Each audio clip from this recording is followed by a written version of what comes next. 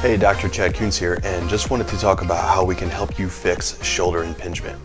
So I know what your background is, but just to kind of be very superficial, there's a couple of common types of impingement. We'll keep this super simple.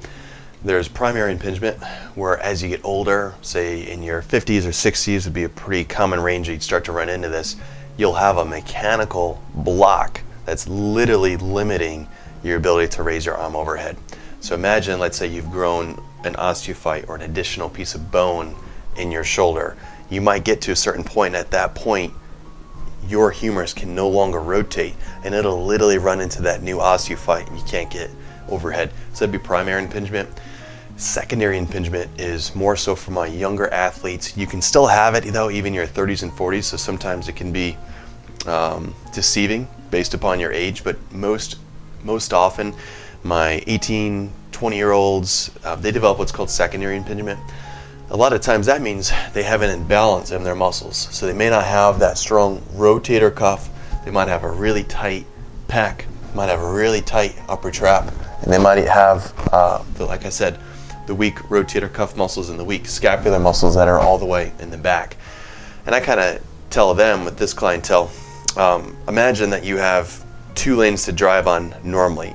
But as you get really, really loose, all of a sudden, instead of having just those 2 lanes, you have 4 lanes to drive on. But those outer lanes, you can run into trouble. And that's the way I kind of describe it to my clients. Like that car doesn't have good friction. You might kind of slide into a lane that you shouldn't be in. And so that would be defined as secondary impingement. Really, in general, you need to be seen by a specialist to examine what your particular problem is. Just because you're a certain age doesn't mean you may have one of those or the other. For instance, I treated a 70-year-old softball player. He was, second baseman.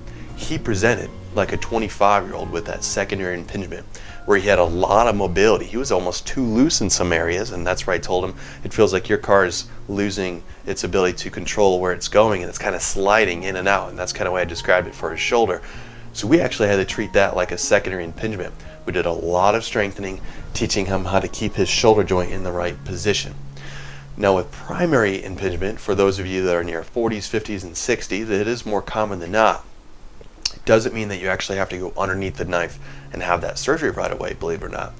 In fact, I've seen on x-rays big old osteophytes that are hanging off there, and yet when I move that shoulder, if I can move it a certain way, if I can mobilize that joint, we can still help them get all the way overhead. How is that? That's because we are able to actually work the scapula joint and help that upperly rotate and help that clear the acromion, because we're getting movement back there. The scapula area is kind of like the foundation of a tree. Okay, if you don't take care of that foundation, it doesn't matter what we do higher up on the branches, and I see that's where most people go wrong with it. We have to create a great foundation, great movement in the upper back area and the scapula, or where your shoulder blade is. And actually you can create much more motion in the shoulder joint just from getting that to move well.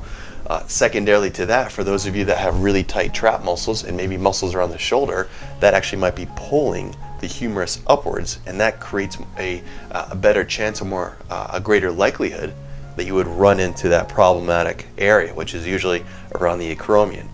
Not to mention that our acromions can actually change as you get older, which can also make it more likely to have impingement.